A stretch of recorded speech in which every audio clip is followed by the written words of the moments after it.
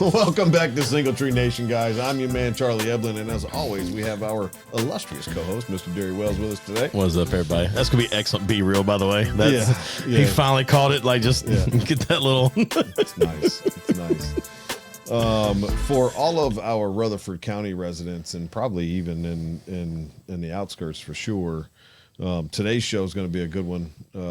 We are with Mitchel, the owner of 3 restaurants here in Rutherford County now. 5 Senses, 5 on Black, and Steakhouse 5. That's 5, yeah. Welcome. Good to be here. Thanks for having me. We're excited, man. Me and Derry both have been in this town since we were knee-high to a bullfrog. So you have always been somebody that I have looked at from a restaurant standpoint to kind of emulate. Your restaurants are amazing, all 3 of them. I haven't actually been able to don the doors of the newest one. 5 on Black. Hey, that I haven't either. But you have some incredible looking food there that I am dying to discuss and fun place. and to check out. So, but to start with, why don't you introduce yourself, let everybody know who you are, and just a quick snippet of how we got here. All right. I'm Mitchel Murphree, born and raised in Paris, Tennessee. Sometimes I stop at the Paris and people think, wow, you're a chef. That's what you should do. You should work that. Yeah, absolutely. But that Northwest Tennessee yeah, thing but still. comes in there. That's only to the trained deer. But grew up in Paris, Tennessee, went to school at UT Knoxville, and got lucky, got a job at the Tomato Head in Knoxville, Tennessee. I don't know if you're familiar with that at all. But great pizza place, and it opened my eyes to what food was. I grew up pickiest kid. I ate pepperoni pizza, I ate a hamburger with mustard, and that's it. Some fries, and I did not venture out much. My mom, grandmoms were both great cooks. But that opened my eyes to the food world, and this restaurant, Tomato, had lamb sausage and tofu and pesto and hummus and all this stuff I'd never even heard of, and I just fell in love with everything restaurant. The kitchen, the front of the house, the customer-employee relationship, the hustle and bustle of it, the rush on a Friday night. And I was, 21 when I did that? And I'm 49 now, and that's all I've done. But ended up moving to Murfreesboro. I went to the Culinary Institute of America in Hyde Park, New York, and ended up moving to Murfreesboro in 2002, December. And to get a job as the executive chef at B. McNeil's restaurant, which is where 5 on Black is now. Yeah, I was going to bring that up if there was a connection there somehow. So that's kind of cool. No connection necessarily. I've always loved that building. Yeah. But moved here to be executive chef. I wasn't ready. I had no business being in charge of a kitchen at that point. I was 25 or 26. And but take a leap of faith, and I sure did learn a lot. Learned a whole heck of a lot. Yeah. About a whole lot of stuff. And so, if I'm going to work this hard, let's see if we can do it on our own. And things worked out. My sister and I opened 5 Senses in November of 2004. And So you were here for 2 years before you? Yeah, I was here. I was at B. McNeil's for 11 months. Okay. And then decided I think I can do this on my own. And ended up, while we were building 5 Senses, I went to work for Jody Faison at 12th and Porter and Cafe 123 in Nashville, which at that point, he was at the end of his run. And are you familiar with Jody? Mm-hmm. I mean, I'm not going to emulate myself after him and have nine operations like he did. But he at one point, at his height in the early to mid-'90s, he had 9 different operations running around Nashville. And he was a kingpin of Nashville. Unfortunately, kind of saw him on the tail end of his success, and I helped him just kind of keep things in order a little bit, and learned a lot about how to make things right and get things on the moving back in a good path. But then we opened up. I was there for about 6 months. Opened up 5 Senses, like I said, November of 2004 with my sister, and she kept me in line. I'm a chef. I'm back of the house. I'm fly by the seat of my pants. and she kind of kept everything on the straight and narrow, getting us opened, and we opened up Tomato in 2008, which is a little pizza place where the Alley is now, Alley on Main. Did a little meet and three down at the Cannon County Arts Center. Mm-hmm. Didn't work out there too well either. So I was 1 for 3 at that point, and took a long break. Started catering, doing a lot of catering. One of our first big catering gigs was at Bonnaroo Music and Arts Festival. Oh wow!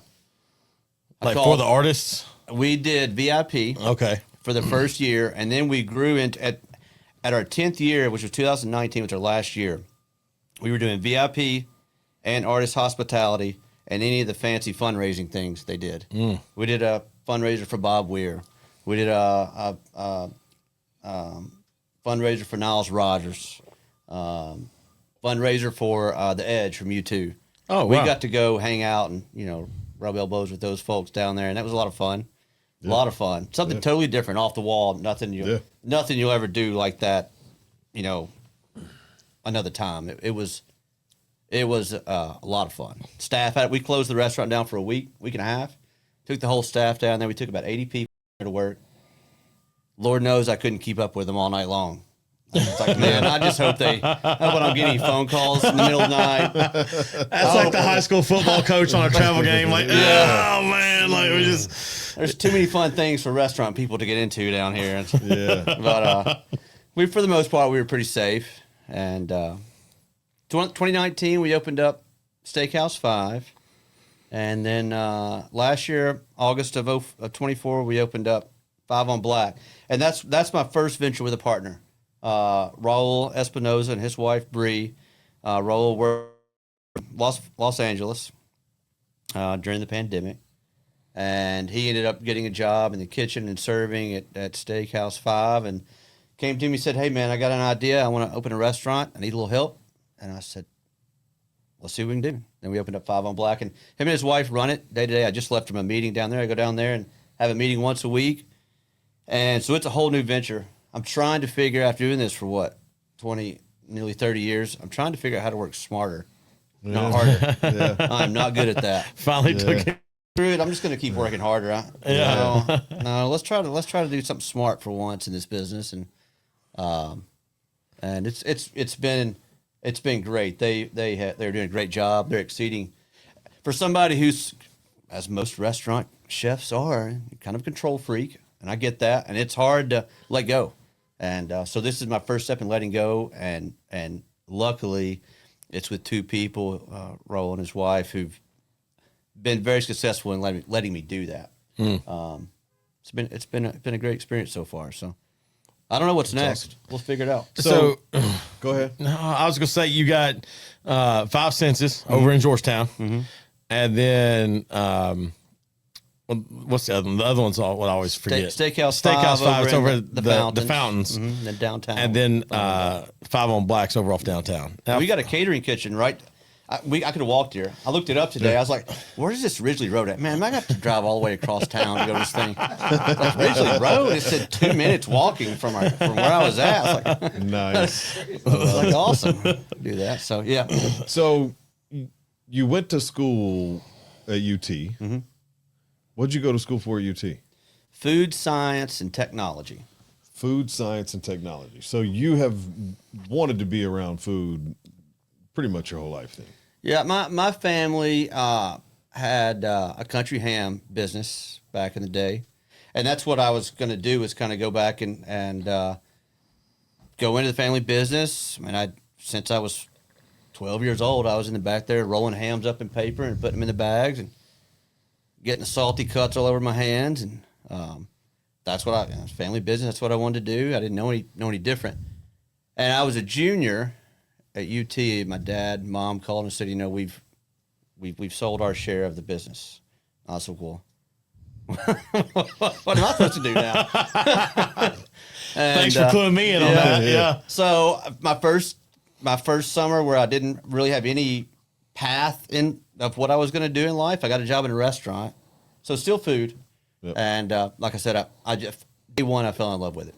And the lady, Mahasti Vafai, just was the most awesome awesome restaurant person you could ever work for. And she had three at one point, three tomato heads, one in Maryville, one out West Town in Knoxville, but she now has a West Town and the main one downtown. But she had opened up a place called Lula in Market Square, and she was an innovator. So in Market Square downtown Knoxville, when I was there in the mid '90s, it was the place where there was nothing going on. It was empty. It was a ghost town. And, we would set bread out, and we baked bread every day. We would set bread out at the end of the night. People would come by and grab it at the end of the night and have some food. It was the only business that was in that whole shopping center. Now it's this bustling economic area of downtown Knoxville. She opened up Lula, which was a healthy California Mexican restaurant with tofu and all this stuff, way ahead of her time. But Knoxville wasn't ready for that in the mid-'90s, late '90s. And didn't last, but man, I learned how she operated multiple places and how she was able to keep the thing with operating multiple places is keeping your staff happy. Like, they're spending, he's more focused over there at that one than us, or, people maybe get a little jealous or whatever, but really learned a lot from her on how to operate multiple places, how to not do what everybody wants. Like everything she did was different. There wasn't. Would she serve pepperoni pizza at Tomato Head? Yes, she would, but it wouldn't be anywhere near the most ordered thing. It would be, like I said, the lamb sausage with zucchini, or back then it was roasted red peppers, which were very odd for this area of the country. So I just learned a whole lot about restaurants from her. Just not always going with the flow, and everything just fall in line. Yeah. You ever find yourself, now that you've got 3 units, kind of treating them like siblings? Like, okay, I spent a little bit of time here. I better go there tomorrow. And because and that's something I've thought about. I'm not in the restaurant or hospitality business, but when I think about, you want to buy some? No, You can buy one. But when I think, I know a few guys. but when I think about that, just that share of time, I think a lot of us think it's just, as long as I have, whatever I need in the kitchen ready to go, don't let one run out of product or this or that. But then you're managing, literally you triple your employee base, to go to 3 units or more. I don't know, like once you start shuffling some of that. So the sibling rivalry thing kind of came to my mind, because like me and a lot of siblings just fight for time. Everybody wants that kind of thing. So it's interesting that you brought that up, that's as long as you keep everybody happy, you'll be fine. And I think you can almost narrow that down to not even multiple units, but just in any operation. Yeah. Because I've had people approach me at work and literally think that I'm spending more time with someone else than I am them on developmental things. And they want, and you've only got 1 unit. right? You know what I mean? So like, and even in my past life when I did have multiple units, it's the same thing, right? It's you get a GM here that thinks you're spending more time. Like I'm spending more time with Derry than I am Mitchell. And why am I spending more time with Derry? Does Charlie not like me? Did I do something? Why is he not around? When it's typically, and he can probably attest to this as well, in my opinion, the less time I'm spending with you means I like you more. Yeah. See, that's how I see it. Because now I trust you. Yes. And I think you can take care of it. Yeah. You're handling, that's where you're handling business. Yes. I don't need to hang out with you. I don't have to babysit you. Right. I'm trying to turn you loose. If I'm spending more time with you, then I probably right. There's probably things you need to got to hold your hand coming through there. So that's. I think any business, restaurants especially. Is not every business a people business when it comes down to it, and how the staff of any business interacts with the customers, and how you can. That's what's made us successful. It's not what I do. It's that we've been able to put good people in positions and let them do their thing, and then they can kind of train what I might want them to do or how to do it, or they kind of take what they've learned from me, and then they start doing it down the line. I think that's how it goes. Something I've been telling people a lot recently, and I think the longer I own my business, the more it's becoming relevant. And I think you're hitting the nail on the head. Hospitality is way more important than the food. Way more. And I think I'm glad somebody that owns upper scale and fine dining says the same thing, because mine is not upscale and not fine dining, but I don't think it really makes a difference. You can have mediocre food if you have exceptional service. Absolutely. You know, like I call it undeniable hospitality, right? And in a investor pitch a couple of weeks ago, I stood on stage in front of 50 people or so, and I told them all the same thing. My goal is not to have the best barbecue in the world. My goal is to have my guests leave my restaurant, sit in their car, and go, "Holy shh, that's the best damn service I've ever had in my life." Are they really that nice? Yeah. And if they're questioning, are my people really that nice? Then we did our job. We did the right thing. Those people are going to come back and see us. I think that's the reason not a lot, but the majority of restaurants that don't make it is they concentrate too much on the food. Sure. Or they concentrate too much on where the location is or whatever. It is such, restaurants are so simple, but they're so hard too. Yeah. But the simple part is if you can actually understand and commit to the fact that they're there for the experience, they can get food anywhere. They can get food wherever. You treat them good, you know their name, they come back. That's all a successful restaurant takes. I mean, you got to watch your food costs, you got to watch your labor costs stuff. But if you have customers that you treat so well that they continually to come back in nonstop, year after year, month after month, year after year, you're going to be successful. Because they're going to bring somebody with them. Yeah. I don't know if this is a gloat or a shameful thing on me. I'm going to pitch it to you either way. I've eaten at Steakhouse 5, I think 3 times. 2 or 3 times, I can't remember. I've never paid. And so, I'm always like, because you had a bad experience with no, heck no. No. Very much the opposite. Somebody else has paid for it. I've been at the table with somebody with a bigger wallet than mine. Yeah. And so I'm like, and they're always like, "Oh, well, let us pick it up." I'm like, fine, go ahead. I haven't argued that one yet. Yeah. So, but I can tell you now, I still remember my first experience there. And the waiter was this tall, handsome, kind of Italian-looking, Middle Eastern kind of guy. I don't know. I mean, and he was, just on top of it. Didn't miss a beat and was right on, there was something that came from the kitchen incorrectly. I'm not going to say wrong, but incorrectly. And he's like, so sorry. And before we could even fully address it, next one's on the plate, whatever it was. And I was like, that was exactly what you said.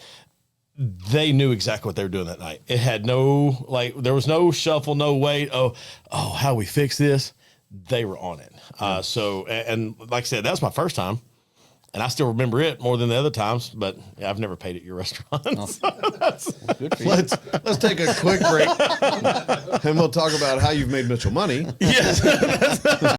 What's going on, guys? I'm your man, Charlie Eblin, the owner of Single Tree Barbecue, located right here in Murfreesboro, Tennessee, 2805 Old Fort Parkway.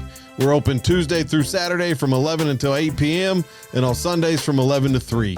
If you want some smoked wings all the way to some Texas-style smoked brisket, y'all come see us. We have some amazing lunch specials during the week and outstanding barbecue right here in the Middle Tennessee area.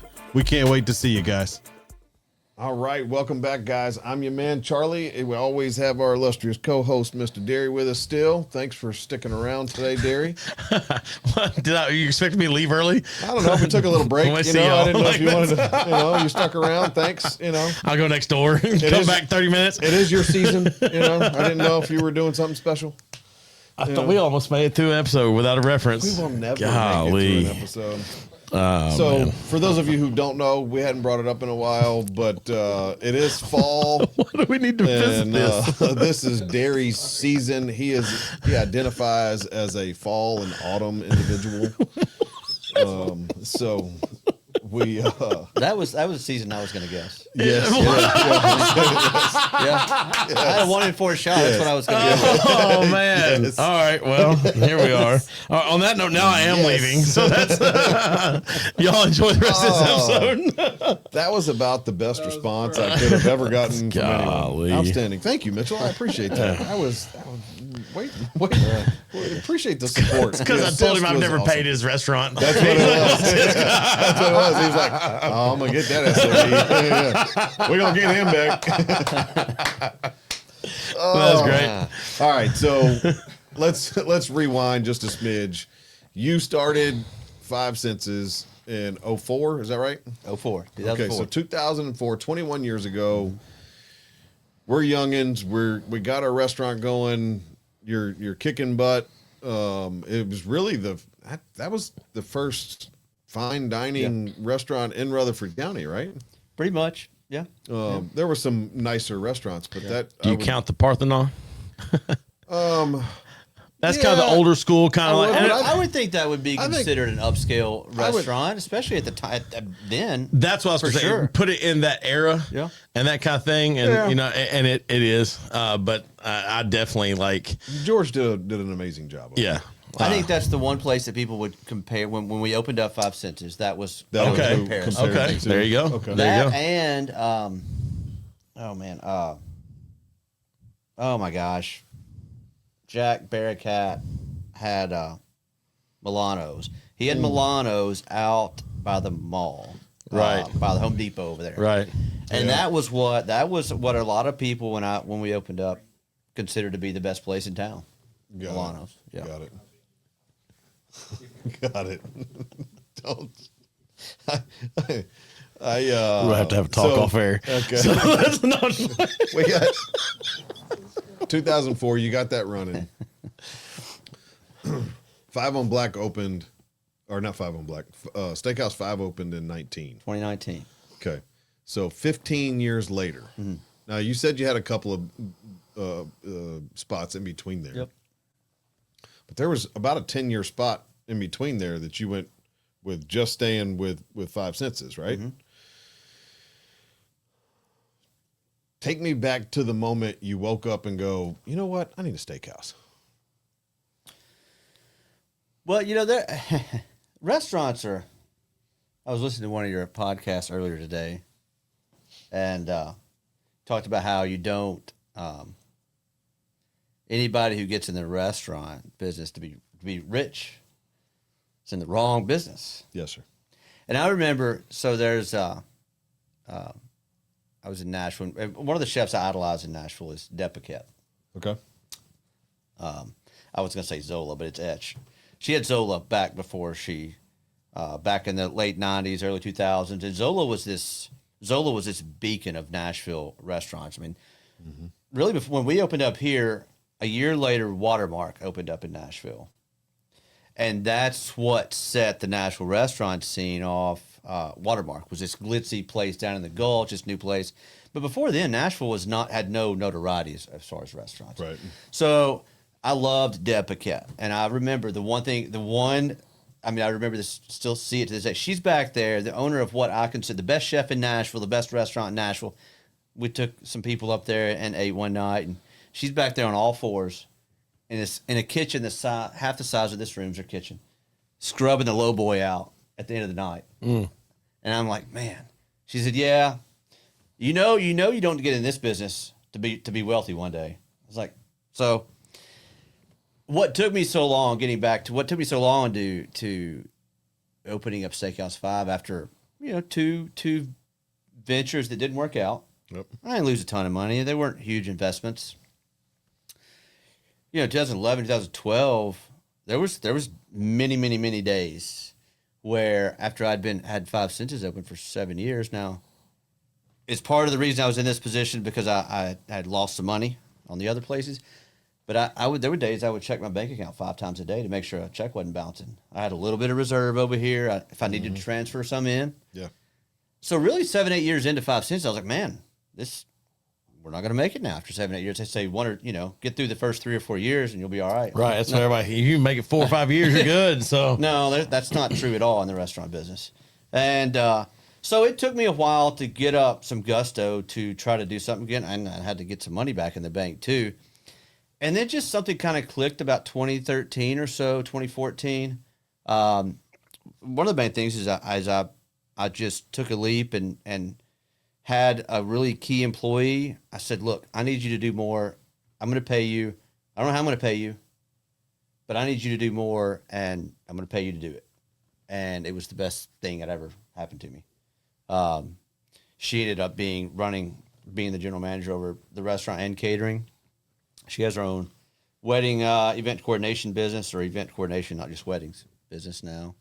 And so, after 3 or 4 years, 5 years of that, I was like, man, maybe I am ready to do something else again. I felt fairly good financially. And the other big thing is at that point, there was no other upscale restaurant in Murfreesboro. I thought, man, this is like year 12, 13, 14. There's not another kind of competition type restaurant that's come in since then. So I said, well, let's do another one. And it just so happened Scott Graby, who's the developer for the Fountains, came in and said, hey, are you looking at doing another restaurant? And I said, no, absolutely not. Get out of here. And then I called him back the next day. I said, well, maybe I am. And that's when we decided to do the Steakhouse. So why not do another Five Senses? I think it's difficult to replicate. We change our menus a lot. Right. We try to do local stuff. We try to do seasonal stuff. I think it's difficult to replicate. Well, maybe that. not. And maybe it's the wrong question. So, are you familiar with Connor Concepts, Sure. Chop House, Sure. and their sister concept? So they have 2 restaurants that are pretty much identical, but one leans on heavy proteins, i.e. steaks and chops and stuff like that with the Chop House. And then their sister concept is more seafood. Why not do something similar to that with Five Senses? I think a lot of it goes back to being a hands-on, and it may be something I look at in the future. Gotcha. But at that point, I still to this day, I love restaurants. I love work. Yeah. I still work way too much. Yep. Can you Mitch? Why don't you sit back and smell the roses, enjoy it a little bit? I was like, I enjoy it on Friday night at 7:00 when the restaurant's full and I'm back there helping out. They tell me to get out of the kitchen now. I'm like, get out of the way, But I'm still like, no, I have the right to stand in here if I want to stand in here. But I am in the way most Probably of the not time. quite as fast as you used to be. Not near as fast. But I still love it to this day, and I just like the hands-on. I think replicating a place is not just it's not what I want to do, or multiple places of the same style of cuisine. Yeah. Steakhouse and Five Senses are both kind of upscale, but they're very different. Right. Yeah. The blessing for me, and I don't know how this happened, is that Steakhouse 5 Senses, and 5 on Black are all 3 different clienteles. Yeah. They're not. You could go. I mean, it is just they're all 3 different, and it's great. And I hope that. Do you and find Five Senses is more born and raised Murfreesboro? Yes. And the rest of them are a little bit more implant. Yeah, I would say that. Steakhouse 5 is definitely more expense account, like you're well aware of, and business meetings. Business meetings like this week there, and we didn't know this. Gosh, I wish we could do better at this. But there's a big some sort of automotive convention at Embassy Suites this week. Oh, okay. We had 33 reservations going into Monday night. We ended up doing 98 people at Steakhouse 5. All parties of 7 or 8 people that were in for this convention, this automotive convention, Embassy Suites, came in again last night. Different groups. Some came to Five Senses last night. There's a bunch more larger party reservations tonight. So Steakhouse 5 is where business people come in, people in town, people visiting, conventions, dinners, business dinners, pharmaceutical dinners, stuff like that. Five Senses is much more neighborhoody, regulars, and they all have their regulars, but very much more are regular, kind of almost like a Cheers bar. Yeah. It's a neighborhoody place. People drive their golf carts up there, park. That is hang a out. comical element if you've ever been Oh, in yeah. that area. Yeah. Because of the neighborhood, the neighborhood that's behind it. And you'll see somebody cruise up, like, where'd they come from on a golf cart? And you realize that it connects, it's great. So, Two houses over. yeah. They can have one more drink and they don't have to worry about driving That's exactly home. right. Yeah.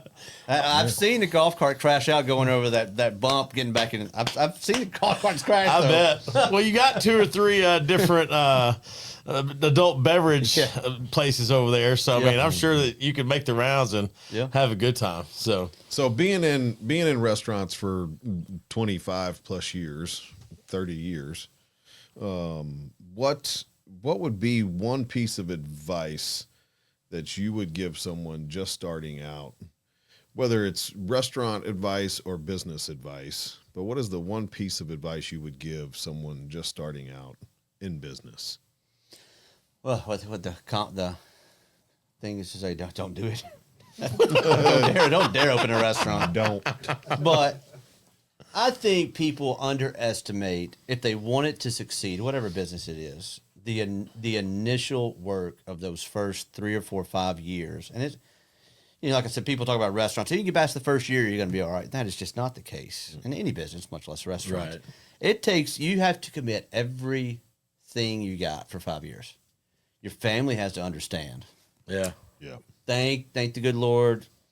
I have a wonderful wife that's, golly, how many wives or husbands are going to stick around their significant other if they open up 5 restaurants, 2 of them don't make it? You're never home on Valentine's, New Year's Eve, Mother's Day, Sunday, Friday night, Saturday night. Oh, I could come home. Let's go have a date night. I got a call. I can't make it home tonight. I got this party that came in. So-and-so called out. So people want to really know my secret. It's probably having a wife that lets me do what I do, honestly. I woke up the other day, normal day, was planning on taking the most of the day off. I had to go in for a couple hours, but was planning on. That is a day off. You only got to go in like what, 6, 8, Right. 4, 5, 6 hours? Yeah, I Day was off. planning on taking that quote unquote Yeah. day off, right? So, and I get a message at 10:40, and we open at 11. Oh, jeez. You already know where this is going. Like, I'm not even in the world, and I know where this is going. And my opener's not there. Yep. Yeah. What? Why'd you wait till 10:40 to call me? Why'd you wait till 20 minutes Right. beforehand? So that's the first thing I said when I walked into my cooks. No one noticed that the front of the house people weren't here yet. At least the fryer's on. Like, you can drop some stuff in and do what you got to do then, though. I mean, I'm calling frantically, lock the front door, make sure that nobody's coming in, like put a note up, we'll be open by 11:30. Like, sorry. Yeah. Good Lord. So I got 2 people, two different parties standing in front of my restaurant at 11 o'clock, yanking on the front door. I'm like Tasmanian devil flying through the whole place. And I go up front of my guys, give me just a few more minutes. I'll have us open, but we are not ready yet. Yeah. So it's to be understanding is incredible, because when you fly up to your wife and say, hey, not going to be with you today. No, we had plans. Sorry. Got to go. And their options are to not be with you or be understanding. Yeah. And I'm just like you. I am beyond blessed to have a wife and kids that understand that I may not make it to a birthday party. right. Kids too, yeah. I may not make it to the baseball game. Yep. There's been the one time I missed a baseball game, once in my life, I've missed one baseball game that didn't have to do with work, and it was the only time that I've ever looked at my son and saw the disappointment. Never have I seen him disappointed that I wasn't there because I had to go to work. Yeah. Right. But the one time I went fishing, broke his soul. Yeah. Right. Yeah. And I will never, ever do that again. But it's amazing to see a now 14 and 12-year-old go, okay, I know you got to work, Daddy. That's fine. Yeah. We'll probably come to we'll come get some wings after the game. Yeah. You know, and it'd be fine. And he'll tell me about the whole game. Yeah. Yep. But yeah. And I got two kids. I got a 19-year-old now and a 14-year-old, and they're as understanding as the wife is. Yeah. And they have to be. And See, it but I helps mean, that that's they part grew of- up in it. Absolutely. And I mean, I know yours too. Like that there at least is an element there that they've always kind of understood. Yeah. Dad works. Yep. And I think that's why work's fine. Don't skip out to go, you know, whatever. You going but work's fishing? fine, right? What? You're gonna go hang out on a boat? Yeah. What? Yeah, I was on you there. Do your kids want to be in the business? Not at all. Nothing. Want to have nothing to do with it? They love going to eat at nice restaurants. Yeah. I mean, the amount of money that my oldest son, he's 19, has spent on eating out in his life is more than most normal people will spend, you know, in a life. But he loves it. So he loves everything about restaurants, but doesn't dare want to be working in one. You don't want to be a part of it. Yeah. Yeah. I mean, he's grown up in him. He's had 19 years again, you know, not seeing dad home on Friday nights and missing his band concerts and whatever it is. But it's just whatever the business is, it's pouring yourself into it for 4 or 5 years. If your end goal is to be really successful in that, you have to lay the groundwork and put in, whether it's, you know, operational controls, staffing, whatever it is, to be able to enjoy it. So I was like, okay, I'm gonna work my tail off for 15, 20 years, and hopefully get to the point where I'm at year 21. I enjoy it now. I enjoy what I do. But for 20 years, I had no life. The grind. That's it. I had nothing. What do you? I think it's important to define what you would call success, because, like you've said a couple of times, and I've said it before too, we didn't get into this to be rich. Yeah. I got into this business to leave a lasting positive impact in our community and have a legacy, right? I want my grandfather's name to live on as someone that made an impact in the world. So how would you define success as a restaurant owner? My biggest enjoyment in what I do is seeing people that have worked with us, worked for me, go on to be successful in their own situation, whether it's in the restaurant world or outside the restaurant world. We were. Can I do some humble brags? Yes, of course. Okay, good. I like humble brags. There's been two. Let's see here. At the time, there was only one chef who had a James Beard Award in Nashville. And that was Tandy Wilson at City House. Mm-hmm. His first two kitchen managers. His first kitchen manager, when he opened up, was my sous chef here. He came and got my sous chef. His second sous chef after that guy left, he came and got my next sous chef. So as the only person when James Beard came and got chefs from my restaurant to be his kitchen managers. The only 2-star Michelin chef at the time in Nashville was Jean-Georges at Drucy and Dar. Drucy and Dar. His opening kitchen manager there, he came and got from my kitchen. His second kitchen manager came and got from my kitchen. That makes me more happy that that we're doing something right with whatever we're doing, that people want to come and take our people. Get your people. So what is it we're doing? That makes me more happy than being full on a Friday night, than having, a $25,000 weekend, or having some radio or a newspaper article written about us or anything like that. That makes me happy. One of the most successful restaurants in New Zealand right now is owned by Alex George from Woodbury, Tennessee.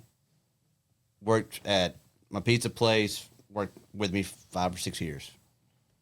It's a hot chicken restaurant in New Zealand. Outstanding. Unbelievably successful. It's a peach something. I can't remember the name of it now, but he was, last time I spoke with him, he was about to open up his second location. That's awesome. That's awesome. Yeah. Stuff like that, that's what excites me. Yeah. That's success to me. Because you play a part in that story. And some point down the line, they're all going to be like, well, I remember when I was at, 5 Senses. Yeah. I remember when I was at Steakhouse 5. And that you built into their storyline somewhere. And I think that's a phenomenal part of what you get to do because so much about the hospitality industry is who's walking out my door, as far as the sale and the who's at the table and whatever. But then when you're developing those people and you've got that as your background, you're like, golly, like they're no longer competitors, they're friends, that kind of thing. Yeah. That's an impressive feat that a lot of people would skip over or miss. So I think you listen to Anthony Bourdain talk about who staffs the kitchens in that you don't hear about, and whether it's ex-addicts or whatever it is. It's a motley crew in the back of the house and front of the house for that matter too. But the people that work in restaurants are so real. They're just real people. They show up and they cook food. I mean, food is such sustenance. It's so necessary for living. And they're such a part of that. And you feel that from the customers. Hey, man, somebody passed away in somebody's family. We want you to come cook the food for our family that night. Yeah. Money's not involved in that. This is a personal thing. And then, hey, man, can you bring so and so with you? They are so awesome when they come over to our house and cook for us. I love the staffing and the camaraderie of restaurants as much as anything about restaurants. I love that a lot of us can have that camaraderie when we become a regular somewhere. Yeah. So when Kurt was over on 96 with Station Grill before they moved, I frequented over there and I got to know everybody, whatever. And I actually thought about this today because one of the barkeepers back there, she would there was a certain point in the night that we all knew each other. And you'd come walking out of the restaurant like, did you wash your hands? And we're like, well, yeah, of course. Nobody ever said, no, I didn't wash my hands. So because they knew she was going to ask. But then she'd call you on the car, like, let me smell your hands. I'm like, all right, that's weird. But she knew if you did or not. And that there's a certain amount. And so now here I am years later. There's times I'll catch myself washing my hands and I'm drying them off. And like, that's hilarious. It still comes back to me. And that's a story from, however long ago. And because you do develop that. So you get those relationships that you're not going to get anywhere else because it's a plate of food. Because like you said, when who am I going to call that it's important time, whether it's a celebration or a passing of a loved one or whatever, like you said, the money's not involved there because there's a relationship that's been built and bonded. And that means a lot more than anything else at that point. So that's funny that some of us just know each other too well. You got a good mac and beans for us today? I think so. I don't know. We had, I was thinking about this. You're classically trained. You've got all this great background in higher end restaurant. Well, first, mac or beans is our this or that segment. You go to the barbecue joint. Are you getting mac or cheese or the barbecue baked beans? Geez, man, I was just going to say mac and cheese for sure. I do love a good bowl of beans. I'd have to go mac and cheese. All right, there you go. Oh, that's my only two options? Yeah. Mac or beans. It's mac or this beans. or that. Yeah, mac and cheese. Okay. Yeah. I love some pasta and a good creamy sauce and cheese, man. At Tomato Head in Knoxville. When you say it like that, it just sounds so much like that's one of my. And man, it's just so funny. Restaurants are so funny. I mean, I don't know anything different. That's all I've known. And I did after I worked at Tomato Head, I did an internship in Mexico, and for Kellogg cereal. Kellogg. Are we still going? Yeah, we're good. Who's here? For Kellogg cereal, that was the most. So I'd been in restaurants for like I said, at the point, 2 years, and went to work at Kellogg cereal. It's just the most corporate of the corporate of the corporate. I'm like, my God, get me back in the restaurant as soon as I can get back in there. Didn't want anything to do with that. So, one of the ladies I worked with at Tomato Head said, "Man, all these different cheeses. I'd never heard of these cheeses, man. Mitchell, if somebody tells me that they don't like cheese, I don't trust them. I don't know about them." That's fair enough. So makes sense. Pile of cheese with some cream and some pasta, man. I'm pretty set. So the other part is, you, like I said, you've got this background with finer dining, higher upscale stuff, whatever. But when it comes down to it, I need to know on a Saturday afternoon or Saturday evening, we're getting ready. All right. You still want the little hole in the wall, choke and puke kind of joint, or do you still want to go high scale dining? What am I doing after I eat? I don't know. That's between you and the wife. But I'm just caveat. that's That's a good caveat. I like that because it's a valid point, okay. Yeah, man. right? Because Because if you're, I mean, just hanging out and watching a movie and putting some sweats on, that could be a totally different meal than if we're going out on the town. if I've got money and I got some money in the bank, All right. I love spending money on food and drinks and eating out. So I'd go high end. All right. If I got plenty of money to burn. Yeah. Yeah. I don't think enough people understand. It's not about the money part there. There is something about being out and enjoying that atmosphere. I've spent amount of money on food that's disgusting. It's Yeah. stupid. And to me, the money's not, doesn't matter. Right. Man, I can't get this experience anywhere else. I think I got to pay for it, Yeah. but I can't get this anywhere. Right. And my Nowhere. thing was, especially if you're with friends or, there's 4 or 5, 6 of you, got a small group, you can't develop that in any way, shape, or Let me form. tell you a story. So 10 years ago, I took my wife to a place called Perry's. Not the one in Franklin. Right. This was in Birmingham, Alabama. Okay. My boss at the time had taken me there to give me some bad news. So he wanted to buy me a nice bottle of wine, a big old juicy steak, and spend some money on me and give me a nice meal, thinking that would ease the blow, right? And the food was amazing, but it wasn't even the food. It was the service. It was the experience. Yeah. It was just the whole thing. You walked in, they had this, 90-pound tomahawk steak that was sitting in the corner. You too can have this, right? And, the martinis were just right where they should be, and everything was delicious. I was like, man, I got to bring my wife here. This is great. So that year for our anniversary, my direct supervisor was like, hey, take your wife to Perry's, put it on your card, expense the whole thing, stay at the Marriott, do the whole, on us, we'll take care of it. You got to bring her here. Because I had been talking about it like every time I saw him. Right. So that's what we did. We drove down to Birmingham. We got a room. We did the whole thing. Perry's was pretty much across the street, right? So we go to dinner. We have just this amazing meal. Service was impeccable. Hey, Mr. Eblin, anything else we can get for you? The whole deal. Excuse me.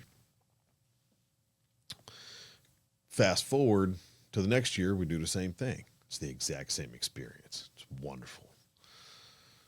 The next year, we moved to Tennessee. We're back home. Cool. 2 years later, what do they open up in Franklin? Perry. A Perry's. Yeah. Awesome. It's right off 840. Hit on 65, go up and exit. There you go, Moore's Lane. Boom. Let's go have a nice dinner. We're stoked. That year for the anniversary, we went somewhere else. Next year, let them work the bugs out. It's a brand new restaurant. We're going. We're so excited.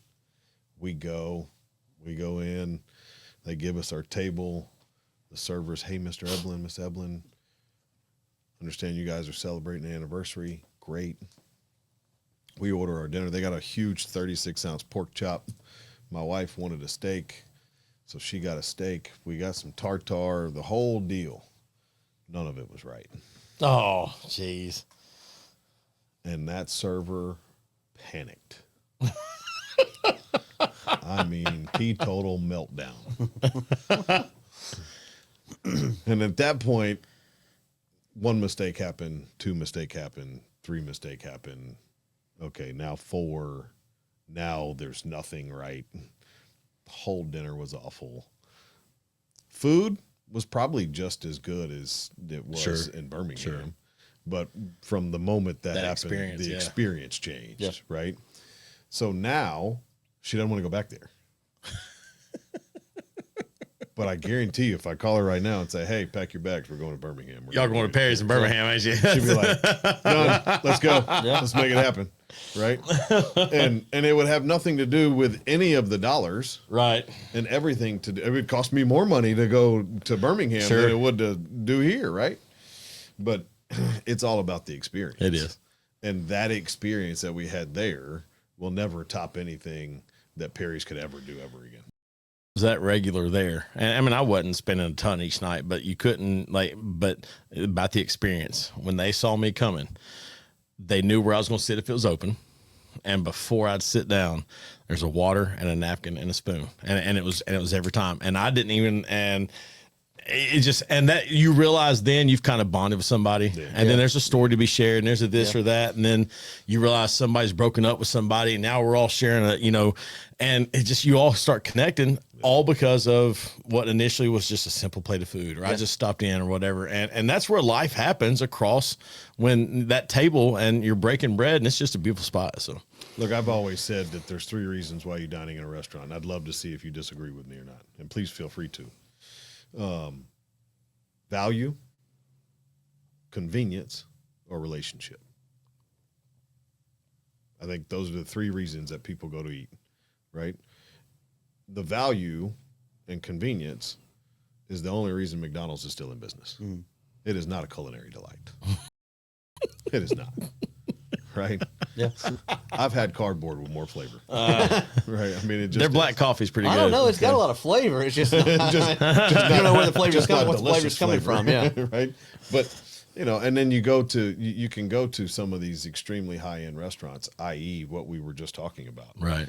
and not have a good experience, Right. right? So, and then the relationship is always to me the number one driver.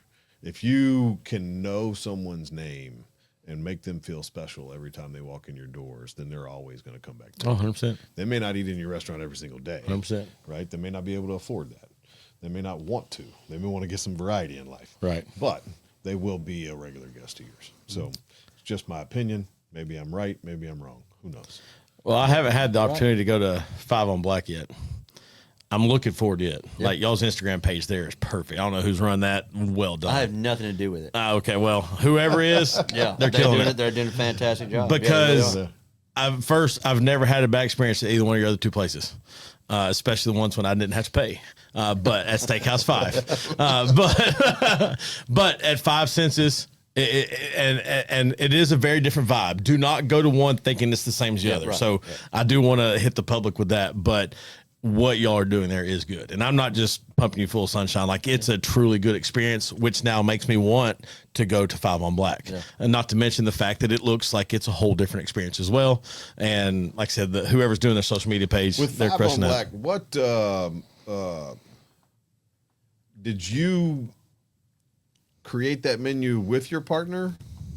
Or was that more your partner and you just said, "Hey, I like this, I like that. What do you think about adding this?" How did that menu come around? No, I'd say it's 95% him and Okay. what they wanted to do. And then I would come in with like, you don't want to get in carrots for this one dish, Right. and not use them anywhere else. Let's SKUs. find a way to use this and on another dish. Or, hey, it's been my experience that, man, I can't give away I'm just thinking iceberg wedge. Right. Nobody orders an iceberg wedge in this town. Of course, obviously they do. Right. Stuff like that. It's like, man, I've had zero success trying to sell that. Let's try to be more efficient with some of the foods we're doing. Yeah. And I think that's what happens to a lot of people is, I want to open up a restaurant. Here's what I want to do. Here's what I want to do. Have on the menu this and that and this and that. Right. Well, when it comes down to it, you got to turn that idea into a business and make it work from a monetary standpoint. And that's where you have to cut some stuff out, combine some things, shrink some things, maybe grow a section of the menu bigger. But I was much more of the tweaking the things than coming up with the menu there. Yeah. More consulting 'Cause it's not than deriving. Stuff that I would necessarily. I am proud of myself for being as hands off as I have been and letting them do it. Obviously, it takes them putting forth the effort and knocking it out of the park from day one to give me the confidence that it's going to be okay. But like we had they wanted to do, one of the things they did was like nacho. They wanted to do these wonton nachos. I'm like, well, why are we doing, I love corn tortillas. Why are we doing wontons with nachos? You take away the gluten situation because you got flour and the wontons. So then you got a dish that, gluten-free people can't have or whatever. But, and it was this, and he wanted nacho cheese sauce and stuff. And we had just got back from D.C. and we had eaten at several of Jose Andres' restaurants. Yeah. The world's central kitchen guy. He had this little pepper from Peru. One of his restaurants was a Chinese Peruvian fusion thing. Ají amarillo. And so it's a little yellow pepper that's spicy and sweet and tangy. And man, I've never tasted anything like it. It tasted like the canned tubs of nacho cheese sauce. But it was a pepper, fresh pepper, a little sour cream in there. Knocked my socks off. I said, so when we came back and get ready to do this, like, let's find out where the heck we get these ají amarillos. Luckily, top them in on Amazon. There's 1,000 of them. But you would never know to look for them. Right. It just so happened that clearly they're a popular thing. Nobody ever heard of. That's not in Murfreesboro, ají amarillo and stuff. So that's our sauce on the nachos, and it tastes like nacho cheese sauce, but it's 1,000. It has that familiar flavor, but it's different, and it's cool. And there's a story about it. That's kind of what I would do. Yeah, that's awesome. That menu type That's thing. awesome. Yeah, So I love that. yeah. Mitchell, look, man, I appreciate you coming to hang out with us for sure. Been If fun. people are trying to, if they want to get a hold of you, make reservations at the restaurants, come see you, all the things, how can they do that? Man, I don't even know how they do that. What do? You go online. I don't have a great way to do that. I don't know. Search Five Senses Restaurant online. We're on the socials. Yeah, you are. Yeah, You are. Five Senses at 5 Senses Borough is our Instagram. Okay. At 5 Senses Borough, and then I guess at Steakhouse 5 is that, and then 5 on Black TN. TN. Yeah. Got it. 5 on Black TN. You can make your reservation 615-396-8700. Wednesday night they got date nights for $70. All the restaurants open 7 days a week? 6. Okay. 5 on Black is open Sunday brunch, closed Monday. And then open Tuesday through Saturday, dinner only, except for Sunday brunch. And then 5 Senses Steakhouse 5 open Monday through Saturday, dinner only. Do a lot of catering. And that is, so we do a date night on Monday night at 5 Senses. Date night Tuesday night at Steakhouse 5. Date night Wednesday on 5 on Black, at 5 on Black. And those have been so crazy successful. Monday night is our most consistent, busiest night of the week at 5 Senses every single week. Heck yeah. We'll do over 100 people on a Monday night at a high-end restaurant. That's awesome. Which is unbelievable. Yeah. It's a good deal. It's only $80 right now. One, you get split an appetizer, split a dessert, and you get 2 entrees. It's a great deal. Heck yeah. But it was little things like that, figuring out little tweaks of how you can bring people in without just saying whatever. That is an incredible deal. Yeah. I didn't know you were doing that. Stuff, yeah. We do a date night, then $80. Derry might even take his wife and pay for it. You could. Hey, don't tempt me with a good time. What was this? Wednesday night, 5 on Black, you get 4 courses, $70. I saw. 5 on Black. I saw. Yeah. Look at that. Yep. There you go. Sure enough. You got a Friday feel good for us, Derry? I do. I was reading today, saw some stuff going on, and this gentleman was referring to just currently in his life being caught up in a struggle. And the guy's response was, there is no growth in the stagnant. And when you are just comfort, there's no growth there. Struggle comes from pressure. Growth comes from pressure. Growth comes from tearing down to build back up. Growth comes from putting yourself in uncomfortable situations. And so if you're going through struggle, it's not always a negative. A lot of times you could be growing to come out to the other side. Y'all know what to do. Find somebody you know, tell them you love them. Awesome. Mitchell, again, thank you very much for coming to hang out with us. A lot of fun. Yes, sir. Guys, you know what to do. If you want to get involved, please feel free to reach out to me. You can email me at charlie@singletreebbq.com. Give us a call at 615-307-0120. And as always, please make sure you like, share, and subscribe to our YouTube channel. And if you want to listen to the show, we're on every Saturday morning on ESPN 94.9 from 8 until 9 a.m. Till next time, guys. We'll see you then. Y'all be good.